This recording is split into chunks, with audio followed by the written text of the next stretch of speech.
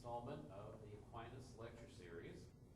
Today our speaker is Professor John Hogan of the Accounting Department, and his talk will be on Myers-Briggs and Accounting, Time for a Change. Please join me in welcoming Professor Hogan. Thank you, all of you, for coming. I got to admit, I was a little concerned that the title might frighten some people away. I think that worked. Anyway, what I intend to cover today, in addition to why I chose this project, includes highlights from various articles and books, including some very basic points on personality type and the Myers-Briggs type indicator test. We'll look at the accounting industry and accounting education as it relates to personality type, and an inventory of my own teaching tendencies. Oh, that'll be great, yeah. Learning preferences and characteristics for each of the individual personality traits. Some of the authors suggested pedagogical changes, those that I chose to try and incorporate into my principles class. The results of an 8-year study at Kansas State University, some performance studies, and some benefits and caveats to pedagogical change based on personality type, and a few conclusions. Why? In the summer of '05, I read article after article trying to find a topic in accounting or finance that would excite me. After many days of searching, I finally stumbled across an article by Wheeler, which summarized Myers-Briggs type indicator research and accounting. Now this stopped me in my tracks. In 1990, the brand new president of Harrow Industries sent all of his direct reports to an industrial psychologist. And the first thing we did was the Myers-Briggs type indicator test. Personally, I couldn't believe what this individual was telling me about myself from this crazy little test. So it intrigued me. Oh, one more thing. Ed said I needed to do some scholarly research as part of my mid-tenure review. So, every personality type has representatives that have successful accounting careers. However, there is indeed an overrepresentation of a certain personality type in the industry as well as in accounting education. Over time and over continents, researchers have found an overrepresentation of a certain personality type in accounting.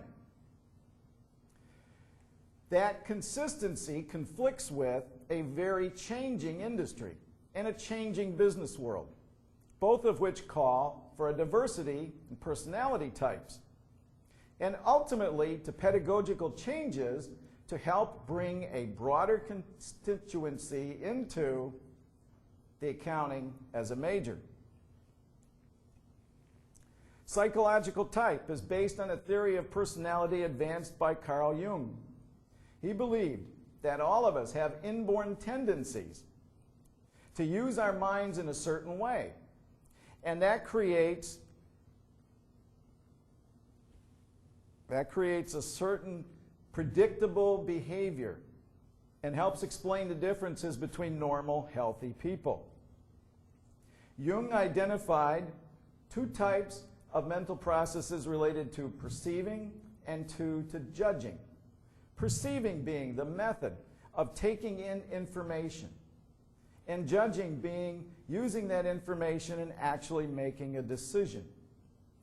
Now, each of these mental processes are impacted by whether or not this takes place within an individual who has a focus either externally or internally. So we have individuals who will look to the inner world of the mind or the outer world of people and objects to recharge their energy. So we have 6 traits. And again, these traits interact to form personality. Jung termed people's preferred method of mental processing as their dominant function.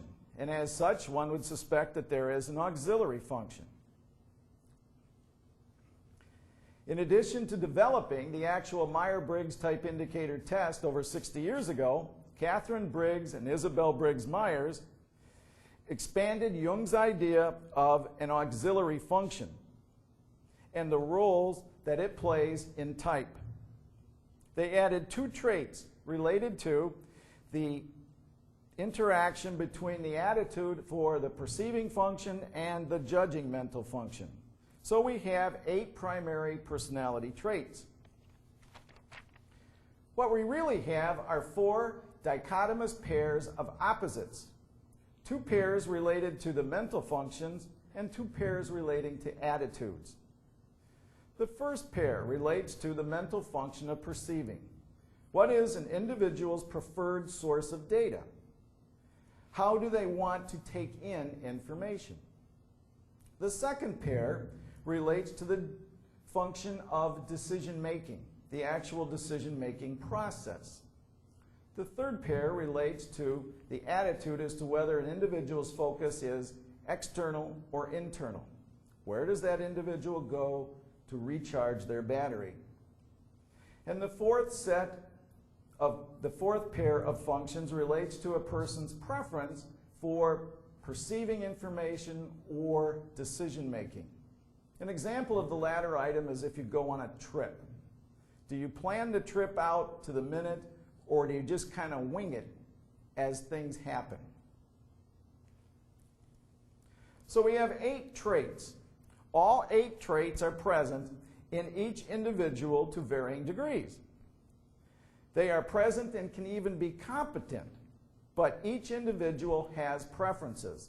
The classic idea of a preference is a right-handed person versus a left-handed person. Someone that's right-handed, if they're forced to write with their left hand, it's awkward, it doesn't feel normal, it doesn't feel right, and you have to concentrate very hard to perform. So we have these 8 personality traits. A person with a sensing preference prefers the direct or objective perceptions made through the 5 physical senses. These are primarily factual and observations. A person with a preference for intuition prefers subjective and indirect perceptions. An N relies on instincts, insights, and creativity. A person with a thinking preference prefers the decision-making process that links ideas and experiences together by logical connections. A T is logical and rational in nature and tends to be impersonal. A person with a feeling preference prefers a decision-making process that involves the relative merits of personal and group values. And F tends to be idealistic and have a compassionate nature. A person with a preference towards extroversion has an attitude where that individual draws energy and focuses on other things and other people in the external world. And E tends to be more personable and outgoing. Introversion, an attitude where the energy is derived and the focus is directed primarily to the inner world of the mind. Eyes can be detached. A judging individual prefers planning and organizing, following problems through to solutions, and avoiding last-minute stresses. In other words, a J is decisive and likes closure. A perceiving individual prefers to gather as much information as possible and thus leave problems unsolved for as long as possible. A P tends to be flexible and spontaneous. Now, these are just preferences. You can be a J and have a lot of P qualities. Again, it's all about preferences. We have 4 dichotomous pairs of traits. The 4 preferred traits of an individual interact to define the personality type. The 4-way interaction of these preferences results in predictable behaviors and 16 possible Myers-Briggs type indicator types. Each type is noted by the 4 letters. In this case, Example, ISTJ, introversion, sensing, thinking, and judging. These are preferences, and they are fairly constant. But there can be circumstances and events where these would change. Or you could have personal development, or you could overcome an environment that has stifled your true self. This is an example of a self-scorable test, the Myers-Briggs type indicator test that's actually used in CD 200. What I found out, though, is that most students do not keep the material after they take the class. So I had each of my students and principals and Cindy Van Geldren's students and principals take the test. This wasn't cheap. They're $8.25 a pop. Some of the questions, to give you an idea of what it's gauging. When you go somewhere for the day, would you rather plan what you do, where you will go and when, or do you just go? If you were a teacher, would you rather teach fact courses or courses involving theory? Are you usually a good mixer or rather quiet and reserved? Do you more often let your heart rule your head or your head rule your heart? There are also a number of pairs of words, and you're supposed to select the word that most appeals to you. The test is to be taken by someone that, when the participant is relaxed, and that they would have a chance to understand that it is best taken in the idea that in a perfect world, this is how you would like it to work. The type that this test generates needs to be validated or verified with the participant. So we have 16 Myers-Briggs type indicator types. We have an IS quadrant, an ES quadrant, an IN quadrant, and an EN quadrant. I am an ISTJ, introversion, sensing, thinking, judging. Many years ago, Isabel Briggs Myers said that STs have scope for their abilities in the professions of accounting, business, economics, and law. In fact, researchers have found very consistently over decades, firm size and continents, that the average percentage of STJs out of all of the CPAs in a sample, 39% of them were STJs. Now that compares to about 25% in the general population. The range is actually fairly tight over all of these various studies. An interesting study that was done by Kreiser of other professionals, lawyers, bankers, looking at the stereotype that what other professionals thought in terms of I's and STJs were actually much higher than in actual life. Some of this follows the idea of the stereotype that accountants have been labeled with, going all the way back to Bob Cratchit and The Christmas Story. I'm sure a lot of people think that the gentleman with the red stapler in Office Space is an accountant. In the movie Hitch, Will Smith tries desperately to turn Kevin James, a tax accountant, into a cool guy to win the girl. Anyway, believe it or not, the world of accounting has changed drastically. With computing power and software, the focus isn't on producing the numbers, but what do they mean? What is the story? What is the big picture? CPA firms have taken on a greater consulting role, going far beyond the old audit and tax areas. They've become comprehensive professional service firms, and this requires increased client orientation. The world of business has changed greatly. Much more trade among nations with very different cultures. That requires flexibility.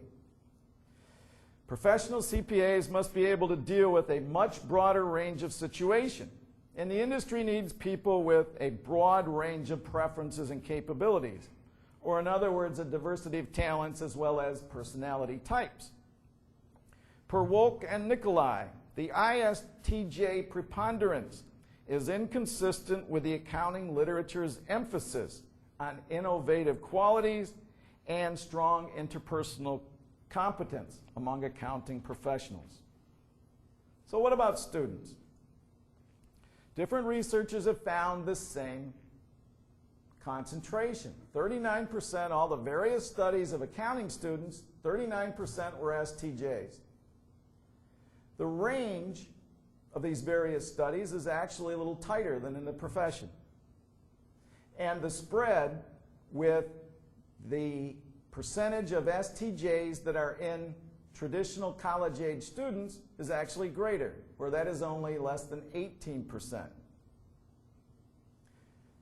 I have only a limited amount of information related to personality type from last year's intermediate class, but it follows type theory. I had 22 students in Intermediate 1. 3 did not continue into Intermediate 2. 1 was an ENFP, and in an interview said, "My mind doesn't work this way." 1 was an ENTP, who was a sustainable business major who afterwards said she wished she hadn't dropped the class. And there was 1 ENFJ that said this was simply too hard. Now, of the different types that were in my class, at least some in each category earned great grades. But the weak students were ENFP, ENFJ, and ESTP. In this year's class, I have 1 student that's dropped already. He was excellent. He was absolutely fantastic. He was an ENFP. God has told him he needs to be a missionary and not go into accounting. I don't know how you fight that.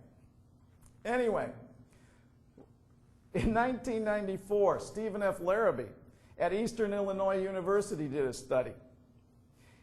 In addition to finding that accounting majors had different personality types from other college students at all class levels, that there was actually an increased concentration that resulted from the sophomore to the senior year. Or in other words, there is effectively a filtering out process going on in the major. Each of the categories increased going from the sophomore to the senior year. If the average of all accounting students, 39% were STJs, by the senior year it was 44%, whether male or female. Interestingly, the only dichotomous pair of traits that shows any statistical difference between male and female is the thinking, feeling, decision-making trait. The study by Larrabee said the study found that certain personality types are being filtered out of accounting classrooms. Students who prefer E, N, F, and P are enrolled in the sophomore level classes, but their percentages are much lower in the upper level accounting classes. And he went on to say it's reasonable to conclude that the students who continue to take accounting courses did so because they were academically successful in other accounting courses. The reasons for students not taking additional materials or additional courses in accounting may be the nature of the course materials and for the teaching styles of the accounting faculty. So now we're actually getting into it. The need for a change in accounting education has been driven by changes in the profession itself, and it ties in quite nicely to the topic of type. As long as 20 years ago, the American Accounting Association put together a commission to study what future accounting education should look like. And there were many subsequent studies that called for changes in accounting education. Some of what was called for: developing a foundation upon which career-long learning could be built. Communication, group work, handling unfocused, unstructured problems, values. The total picture, handling complexity, being able to anticipate opportunities, leadership, communication, marketing, client focus. These go way beyond technical and functional abilities. Really talking about personal competencies, professional demeanor, leadership, and interpersonal communications. So we have an identified need for a change in accounting education to reach a broader constituency of personality types. Isabel Briggs Myers said, "Adults learn more effectively, especially when approaching new and difficult topics when they are given opportunities to use their most effective learning style."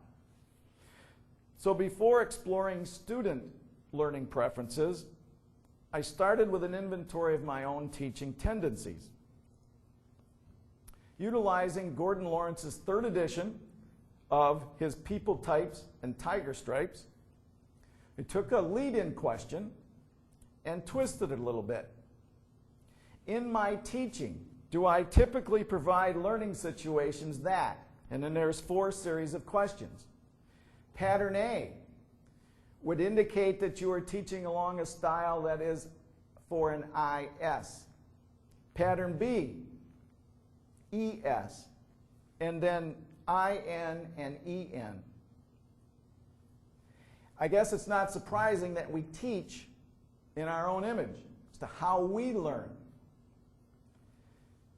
Not surprisingly, per Lawrence, we learn best when we can learn according to the strengths of our own type. And students do their best work with the power of this dominant process. He went on to further say that to capture the interest of diverse students requires real artistry in teaching. I would have to say that my art was fairly one-dimensional. People Types and Tiger Stripes really have an extensive amount of material related to personality type and teaching. I gleaned several guiding tips for using type concepts with planning instruction. The first, most school instruction gives an advantage to some types and handicaps others. That provides a real challenge to how we teach. We should start with modest changes. And it's hard to be something that you're not. You can't stray too far from your own natural teaching style. Start small and confirm for yourself that each step is an improvement. Captain Assessment would be pleased with that one. The suggestion to be sufficiently varied in what we do.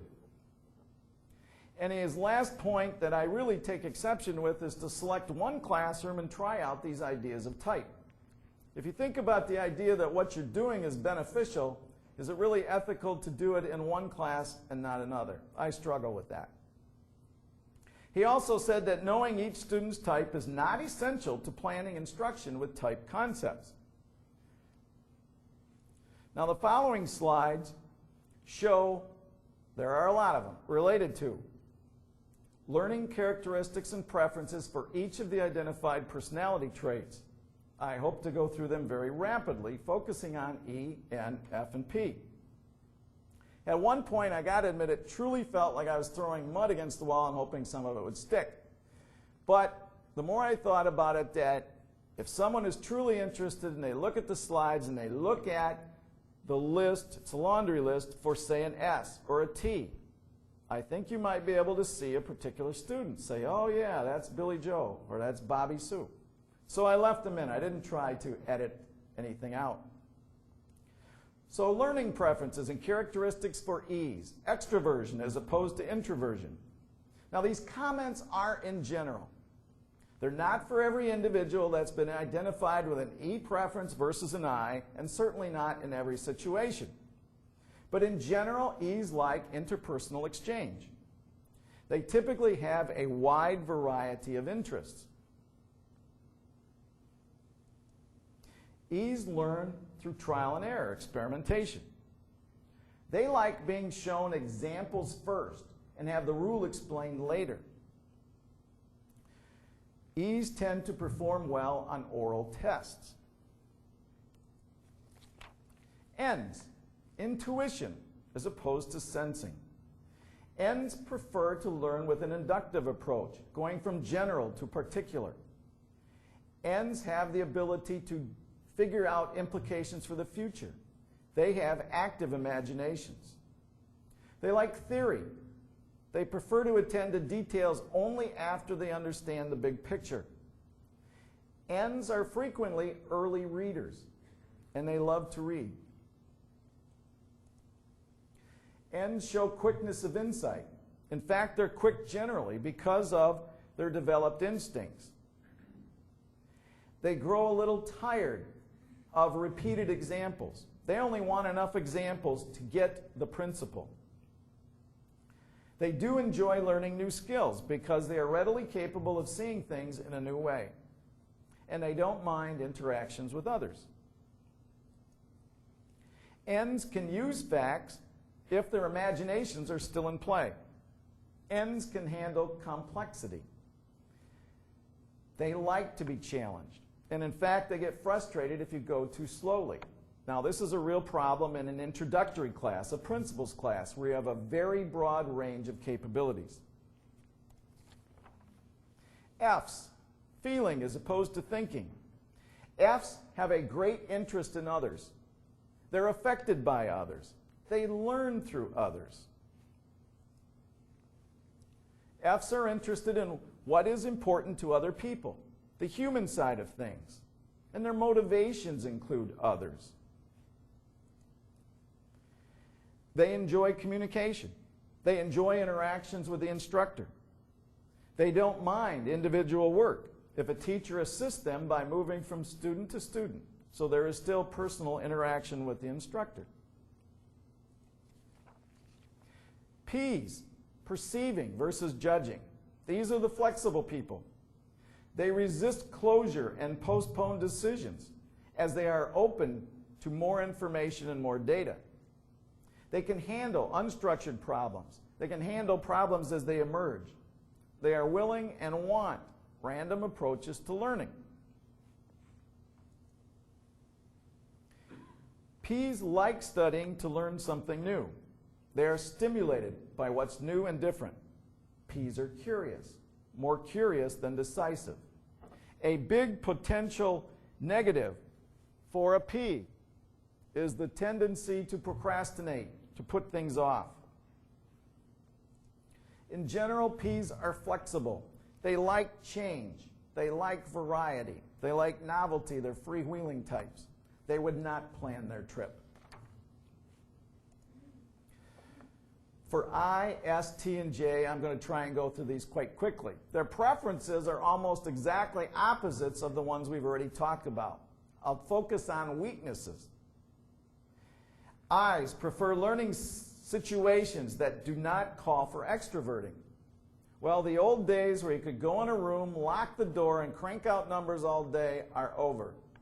No more pancakes and quesadillas under the door for lunch. Only actuaries do that now. Oh, I had to get that in, Mike. Oh, yeah. Eyes look inward. Eyes take great interest in fewer topics or subjects. Eyes want the rule first and then examples, which is my general approach to teaching, but it's just the opposite of what E's prefer. So obviously you're going to have to learn to rotate. One of the major ways of studying for an I is reading. They prefer written to oral communication. They like written tests. I's need time to process information, to think things all the way through. They're thoughtful. That takes time. I's like lecture. Lectures and listening to other people talk allows them to privately process what's taken in. They focus on the inner world of the mind. If you've questioned whether or not I'm an I, those next 2 points, I like to work when it's quiet. I don't like interruptions. Boy, is that me. I's do their best thinking in anticipation and not on the spot. Now, this is a serious deficiency in the field because you've got to learn to think on your feet. S's, sensing versus intuition. S's prefer to work with facts. They like using existing skills. They don't mind drill and repetition. They like facts. They're good at observing details. Joe Friday, nothing but the facts, ma'am. S's like order. They like structure. This is generally how I teach because that's how I learned. They also like to know the principle of the rule first and then see examples. S's hate skipping steps and abstractions. They have trouble making connections, which is why they can have difficulties with analogies, symbolic language, and relationships. This is a strength for N's, and this is why a lot of N's are early readers. S's like demonstrations. They like what is practical. S's also prefer to work from the particular to the general. You have to move generally and gradually towards abstract concepts and principles. S's can become impatient, and they can also become uncomfortable when things get complex. Now, this is an issue in a world that is becoming much more financially complex. S's like to take their time to think things through. That can cause them a disadvantage in taking time tests. T's, thinking versus feeling. In many ways, T's are like S's. Logic, impersonal, staying away from emotional concerns. Joe Friday. They like logic, they like order. T's take studying seriously, and they like studying and taking exams. I assume it's really quite rare to see a T in the back row of any classroom. T's like to know where they stand. They want logical outlines of information they're expected to master. Now, I personally struggle with this. I don't like the idea of study guides. I don't like the idea of rubrics. I tell them their boss will never, ever give them a rubric. J's, judging versus perceiving. J's like structure. They like to learn step by step. They like the teacher to come up with a plan and stick to it. They like structured assignments and structured problems. Now, frankly, this can be an issue if they can't handle unstructured problems, because the world of accounting can be quite messy, depending on the client. J's can be adaptive in creativity, but it doesn't come quite naturally. The big key difference for J's is that they like closure. They like completion. They love to cross things off the to-do list. That's me. Now, that desire for closure can cause a problem, can cause a real problem, if you make decisions before you have all of your information. That's something that J's need to learn to do. Now, following slides represent pedagogical changes that I'm using primarily in my principles class. It's based on personality trait from the various authors who are listed after the suggestion. If it's got one asterisk, that means I've adapted it or adopted it to some degree. And if it's got two asterisks, I've adopted it as part of a team competition. It utilizes a portfolio management game that's part of virtualstockexchange.com, and we'll talk a little bit more about that later. So here we go. Change lecture to incorporate short group exercises. I've included a modest number of these now in my class. I never did this before. Small group assignments, group problem solving, groups, projects, team competition. It's all part of what I hope works out extremely well as this team competition for the portfolio game. E's, their best work happens when they're allowed to think aloud. I am consciously trying to encourage this by not correcting people as quickly as I have in the past. Allow students to talk through or problem solve with a partner. I've selected certain problems in class, or I have them work with one person, a little partner, to come up with the answer. I didn't used to do that in class before. Bring the community into the classroom and vice versa. Principals, there are far too many students. With the intermediate class, I've taken them to a company and had them gotten a tour of the company and met with the CFO. That won't work with the principals. There's far too many students. But I've made arrangements for CPAs to come in and commercial loan officers to come in to the classroom. This will allow the students to see what these guest speakers think are important, what they do in their jobs. Kovar has suggested that I increase written communication to hit at ease weakness. There is some writing, and there's an extensive amount of writing in intermediate and beyond. Show examples first. I need to do this on a rotating basis because eyes prefer to hear the rule or the principle and then examples. Active dialogue is a way to get started in new material. I thought I've done this in the past, but I'm focusing on new lead-ins to the material. I'm trying to take topics where I can and speak to it from the aspect of what is the impact on people to try and reach E's and F's, and I've got a few examples in a little bit. Written and oral assessments. I'm not going to do oral tests. There are presentations in the second principles class. Ends. Engage them with direct inquiry. I have modestly increased my use of calling on people. I didn't do that in the principles class before. Start student questioning with an invitation for synthesis and evaluation, as opposed to a recitation of facts. I always used to start a class, I called it my 2-minute drill, quick questions, hopefully quick answers, really regurgitating facts, looking back at the prior day. There's some of that. I still do some of that, but I'm trying to have more thoughtful lead-ins, more thought-provoking lead-ins. An inductive approach. Rotating, general to particular, particular to general. Paraphrase. I tend to do that anyway. The big picture. That is a key attribute in the world of finance and the world of business. I've created a few instances. I call them my Triple H, Hogan's helicopter hover. We hover up a few thousand feet and look down and try and get that perspective. I have an example later. Multiple solution problems. That's kind of tough. Earnings per share is earnings per share. I need to work on that one. Ambiguous case studies. I've been doing that, I believe, in intermediate and the capstone class, and I'm hoping that this team competition will accomplish that in my principles class. Being able to tolerate ambiguity.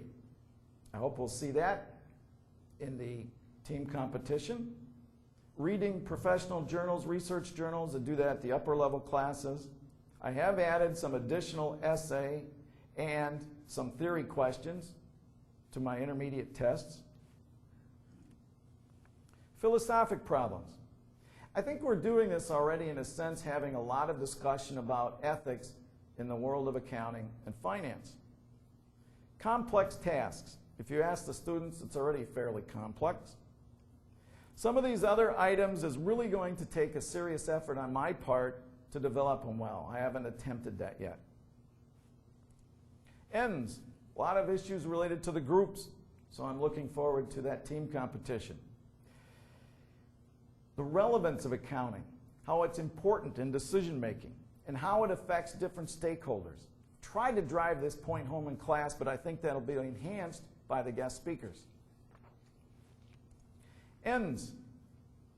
Role playing. In essence, in this team competition, they are playing a role as an analyst, recommending a stock for their team to select as part of the portfolio game. Assignments to help other students learn. Hopefully there's some of that in the team competition. Talk with more advanced students. I certainly encourage that within the Business and Accounting League. Reduce the number of practice examples. See, now this is a problem for S's. A lot of students need the repetition. Okay, I can't cut that out. F's. Hopefully my new and improved lead-ins will capture the idea of how some of these things impact people. We do a fair amount with local examples of people that have breaches of ethics in terms of stealing large quantities of money from their employers. There are a lot of examples over the years. The objectives and needs of stakeholders. Hopefully that will be reinforced again with these guest speakers. Study with a friend, practice drill with a friend or other people. I encourage that. Group teamwork, obviously the team competition. I did form the teams for the group competition utilizing the types from the test. I tried to get a nice, broad cross-section of types in each of the teams. One of the things that we will do in addition to their having to do a paper is a discussion with each team, talking about group dynamics.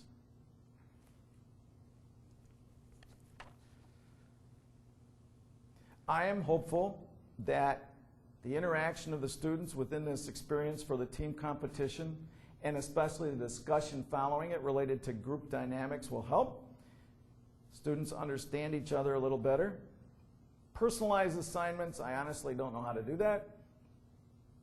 Cover topics that students care deeply about. I mention frequently not-for-profit organizations. Organizations that do good things for people can't do them if they run out of money. Not-for-profits truly need financially savvy people. I need to be more patient with initial responses. Increasing wait time. That's a good idea generally. Opportunities to move around and be physical, frankly, that scares me. Allow some fun and share in the enjoyment of being off task. That is not a problem that happens naturally in my class. Socializing in groups. When you do group activities in class, there's far too much of that going on. Frankly, I think that's a problem. Unstructured problems. Trying to come up with things and doing problems along the way on the fly in class. Once again, a lot of these things overlap in terms of hitting more than one trait, so we see a lot of group, team competition, games for teaching concepts. We're working on that as part of that team competition. Broad-based multidisciplinary orientation. In addition to the Hogan's helicopter hover, I've got what I'm using called a BTO. That's not the group. Business timeout, where we try to answer business questions along the way. Ceremonies. I'm not quite sure how to dial that in either. Provide choice, allow students to have a voice in decisions. My class is not a democracy. We're not going to do that. So, you may have seen a lot of asterisks, but each of those, while there's a large number, they're really pretty nominal changes. There's a lot of them. I think I've done a lot to tweak my curriculum. Now I'm going to throw a little water on the fire. An 8-year study at Kansas State by Kovar, Ott, and Fisher. They changed everything. They changed their recruiting methods. They changed their entire curriculum to try and reach E's, N's, F's, and P's. And it didn't work. After 8 years, the concentration of STJs was even greater. The only statistical shift was more E's than I's. So that's a little disheartening after all the work. But anyway, they suggested some reasons why this happened. That they had the wrong recruiting efforts. That the public's perception of accounting and accountants is so strong it cannot be changed. Bob Cratchit, geeks, dweebs. You got to get over that. Anyway, and then finally the personality profile of accounting faculty. That would bias against attracting and retaining a greater variety of students in relation to personality type. The last comment I think is interesting. It's almost like they're saying it's an ante to get into the poker game. Maybe the core personality preference of STJ may be something of a minimum requirement to successfully perform the tasks required by accountants. One of their concluding thoughts to this study is that if this is true, then the curriculum should focus on accounting students that are STJs and work towards have them improving their less preferred methods. It seems to me if you do that, you would hopefully still attract more E, N's, F's, and P's. The question they haven't addressed yet at all, it really begs the question, what about performance? There have been an awful lot of studies done related to aptitude and academic abilities based on personality type. I'm only going to touch on a few.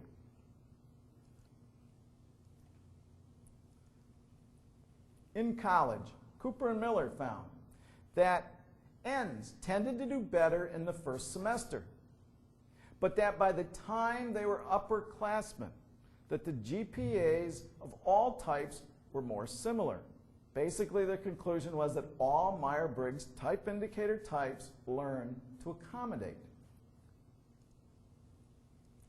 And specifically in accounting, that an expectation that STJs would be superior, that they would have better performance, wasn't true. So, through all of this, what do we get? This whole project has forced me to think a lot about teaching and learning. I hope that I can develop an increased student appreciation for the relevance of accounting, how important it is in decision making and how many people it affects. I think one of the side benefits to trying and use different teaching approaches is to enhance the students' perceptions of the skills that are actually necessary to succeed in the industry. I really hope we can attract some interest, more interest from E's, N's, F's, and P's, and overcome some of the weaknesses that STJs have. What we really want are well-rounded graduates. I tell them that I don't want the program to churn out accountants. Would like it to produce business-savvy individuals that happen to be very well versed in accounting and finance. So the primary benefits to be derived from some of these changes is to enhance learning by a greater number of students. Hopefully make it easier for a broader group of students to learn the material and learn it well. Hopefully will increase attendance, increase attention, and increase motivation. Now, some of the caveats and concerns I have. Stereotype bias. There is a very strong public perception of accounting and accountants, and it's not positive. We've got to overcome that. There are problems with the one-size-fits-all approach. The amount of complexity involved. This hasn't taken into account anything as to whether or not a student is a visual learner, an auditory learner, a tactile learner, nothing about learning disabilities. Doesn't take into account at all an interaction between these various preferred traits. Even if this is 100% correct, you have issues related to the impact on students' ability to learn because of things that happen, events, emotional issues related to losing a parent, money issues, relationships gone bad, illness. It really is very complicated. Captain Assessment would want to know, how am I going to measure progress? I believe I can track personality types from the principles classes to intermediate and beyond, the number of majors and minors, the number of majors and minors that are not STJ, hopefully improved grades, less NCs. I really don't know how to measure it, but it would make some sense to have an interview post-hire of the employers and the students and try and get a sense if we're producing well-rounded graduates. To me, there's so many things that come into play here. I have 71 principal students. If you think about the mix of personality type, I have one ISTJ. I don't know if that's a reflection of the type of student that is naturally selecting Aquinas or what, but that's pretty atypical, at least compared to some of these other studies. I know there are ways to adjust statistically for academic aptitudes and abilities. I have to figure out how to do that. So many things going on here. Small statistical samples. If what I do, is it valid? I'm not sure. And where does motivation fit in? I can learn all I want about learning preferences, but if the students really don't put their heart into it, are they going to learn? And I do have trouble with the idea of selecting one classroom and trying things and not doing it in another classroom. So, wrapping it up, the goal is well-rounded graduates to provide balance to succeed in the world. I think that's a great goal. That would take variety. If we're going to get a wider range of students involved in the accounting area, we need to be engaging to all types, and that will take variety. And what I've tried to do is to include a wide variety of approaches into the classroom. Now, I know it's getting late. I didn't want to bore you with specific details, but the handouts have all of the changes that I made to the principles classes, as well as showing the rules for the team competition. And in conclusion, I've come down simply to that variety, not only is a spice of life, but of learning. And I'm sure some of you said, wow, I could have told you that a long time ago and saved you your summer. I wonder where you were. But anyway, I really have a lot to work on. This is a work in progress. It's going to have to be tweaked. And I have a lot to learn, so I truly am looking for your input. That's it.